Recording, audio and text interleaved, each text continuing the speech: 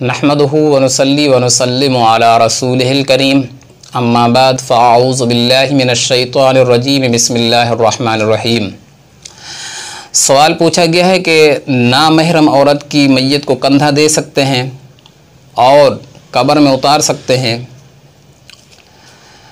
बुखारी शरीफ के हदीस पाक का मफ़हूम है, रसूलुल्लाह सल्लल्लाहु तआला अलैहि व आलिहि वसल्लम ने इरशाद फरमाया कि जो शख्स जनाज़ा में मौजूद रहा जहाँ तक उसने नमाज जनाज़ा अदा कर ली तो उसके लिए एक क़िरात के बराबर अजर है, और जो शख्स जनाज़ा में मौजूद रहा, नमाज जनाज़ा अदा की और मैयत को दफनाने तक मौजूद रहा तो उसके लिए 2 क़िरात के बराबर अजर है।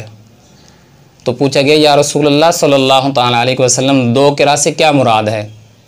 तो आका अलैहिस्सलातु वस्सलाम ने इरशाद फरमाया, 2 क़िरात 2 बड़े बड़े पहाड़ों के बराबर हैं। तो नमाज जनाज़ा अदा करना और मैयत को कंधा देना ये बड़े अजर सवाब का काम है। दूसरा सवाल ये कि नामहरम औरत को कब्र में उतार सकते हैं, तो महरम रिश्तेदारों के होते हुए गैर महरम रिश्तेदार औरत की मैयत को कब्र में नहीं उतार सकते।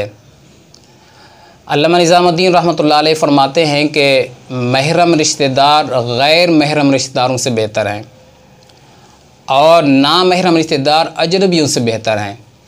यानी अगर महरम रिश्तेदार मौजूद हैं तो महरम रिश्तेदार ही कब्र में उतारेंगे, और अगर महरम रिश्तेदार मौजूद नहीं हैं तो गैर महरम रिश्तेदार भी कब्र में उतार सकते हैं।